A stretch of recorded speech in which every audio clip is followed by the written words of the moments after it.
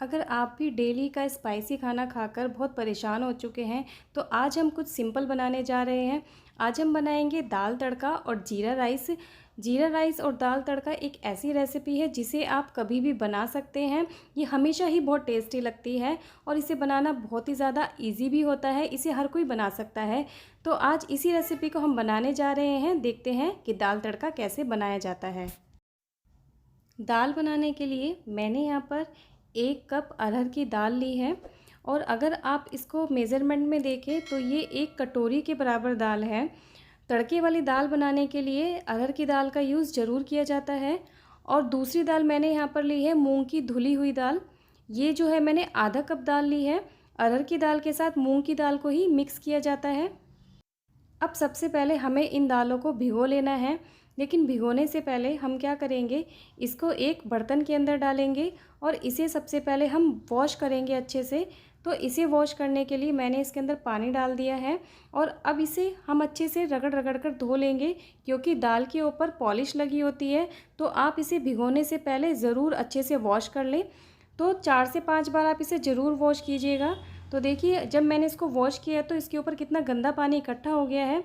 तो इसे बस निकाल लें और 4 से 5 बार धोने के बाद इसके अंदर पानी डालकर इसको 20 मिनट के लिए भिगो दें। आपको इसमें इतना पानी डालना है कि दाल हमारी अच्छे से डूब जाए। तो चलिए अब देखते हैं हमें क्या क्या सब्जियां चाहिए। तो यहाँ पर मैंने लिए हैं 4 टमाटर, 2 प्याज, 1 अदरक का पीस और साथ ही लिए 4 हरी मिर्च और कुछ लहसुन की कलियाँ। अब इन सारी चीज़ों को हम चॉप कर लेंगे। इसमें से लहसुन और अदरक जो है आप चाहे तो इसका पेस्ट भी बना सकते हैं, क्योंकि कई घरों में क्या होता है कि जो बच्चे होते हैं उनको अदरक और लहसुन खाना पसंद नहीं होता। तो आप इसको पेस्ट बनाकर भी दाल के अंदर डाल सकते हैं। तो चलिए दाल हमने 20 मिनट भिगो दी है। तो अब क्या करेंगे, एक बर्तन के अंदर पानी गर्म करेंगे और उसके अंदर हम दाल को डाल देंगे। तो मैं यहाँ इस दाल को बिना प्रेशर कुकर के ही बनाने जा रही हूँ। अब दाल डालने के बाद आप इसको इस तरह से चला लें और इसके बाद डालें 1 टेबलस्पून नमक और साथ ही डाल दें 1 टेबलस्पून हल्दी। और अब इसको हम फिर से चलाएंगे और दाल में उबाल आने तक वेट करेंगे। अभी फ्लेम को हमें हाई रखना है। तो देखिए जब इसके ऊपर इस तरह से झाग आने शुरू हो जाएं तो आप इसे क्या करें कि चमचे से बाहर निकाल दें, क्योंकि ये जो झाग होते हैं वो दाल का टेस्ट ख़राब कर देते हैं। तो आप इनको इस तरह से जो है निकाल कर अलग कर लें। जो दालें जल्दी गल जाती हैं उनके लिए आप प्रेशर कुकर का यूज़ ना करें, उन्हें आप इस तरह से खुला ही बनाएं। दाल का टेस्ट जो है बहुत ही अच्छा आएगा।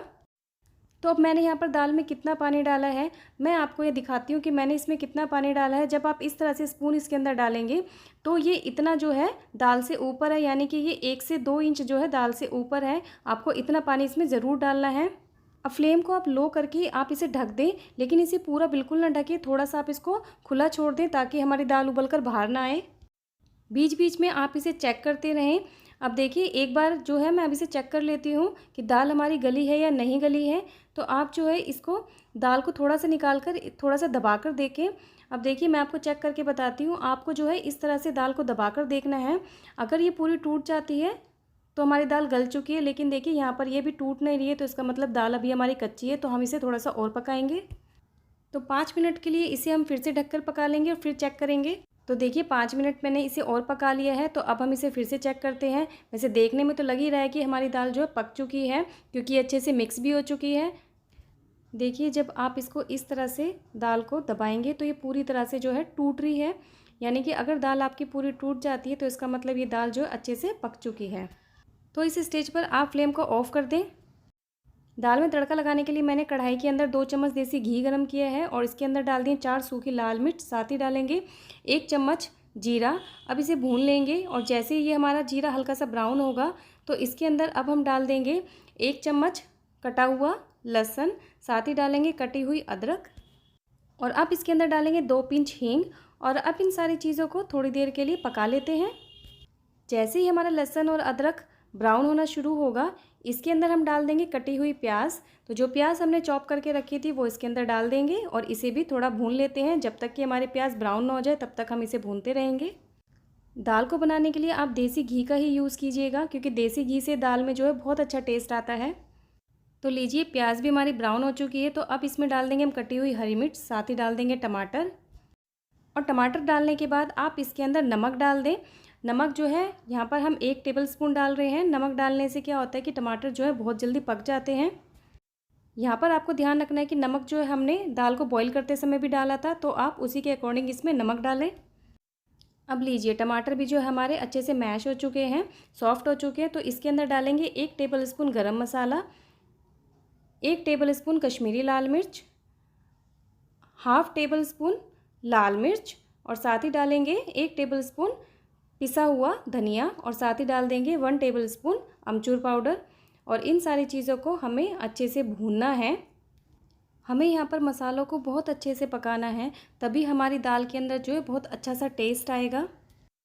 मसालों को भूनते हुए मुझे 2 से 3 मिनट हो चुके हैं, तो ये काफ़ी पक भी चुके हैं। लेकिन अभी हम इसे थोड़ी देर के लिए ढक देंगे और फिर उसके बाद चेक करेंगे। तो देखिए मसाले हमारे कितने अच्छे से पक चुके हैं, ऑयल भी इन्होंने छोड़ना शुरू कर दिया है।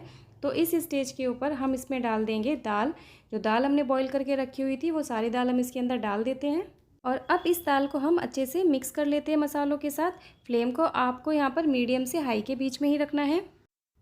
आप चाहें तो तड़का जो है किसी और बर्तन में तैयार करके दाल के ऊपर से भी डाल सकते हैं, लेकिन इस तरह से अगर आप बनाएंगे तो इसका टेस्ट बहुत अच्छा आएगा।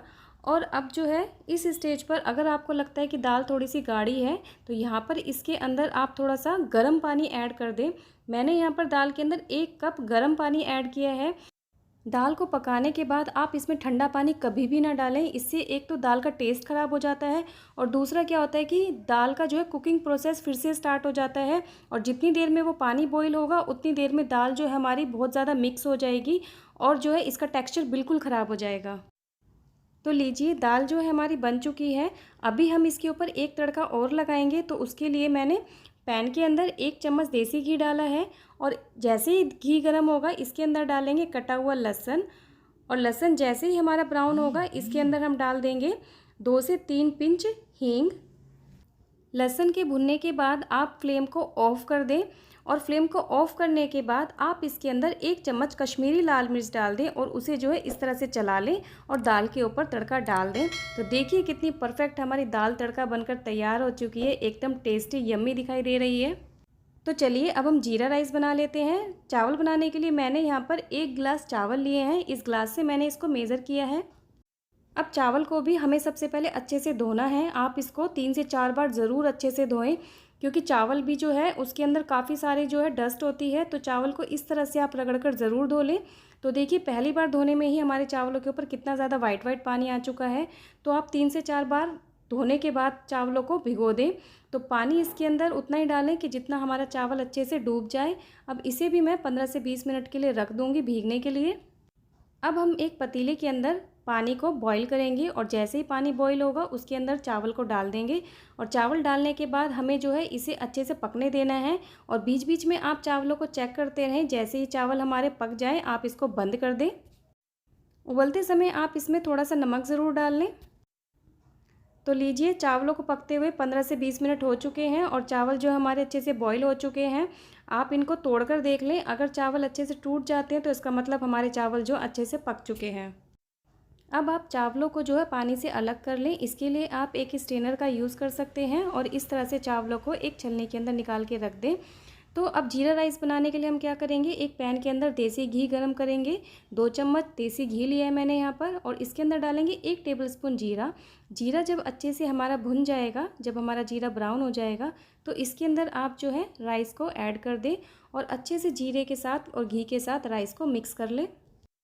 यहाँ पर मैंने जो रेगुलर राइस होते हैं वही यूज़ किए हैं, ये बासमती राइस मैंने यहाँ पर नहीं यूज़ किए हैं। तो इस तरह से आप मिक्स कर ले तो आपके जो है जीरा राइस बनकर बिल्कुल तैयार हो जाएंगे। तो परफेक्टली ये बन चुके हैं।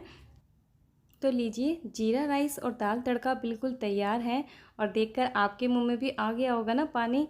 तो आप अपने घर पर इसे ज़रूर ट्राई कीजिएगा, बहुत ही ज़्यादा टेस्टी बनता है। और हाँ, इसके ऊपर आप ये कश्मीरी लाल मिर्च का तड़का लगाना ना भूलें। तो चलिए मिलते हैं अपने नेक्स्ट वीडियो में ऐसी ही टेस्टी रेसिपी के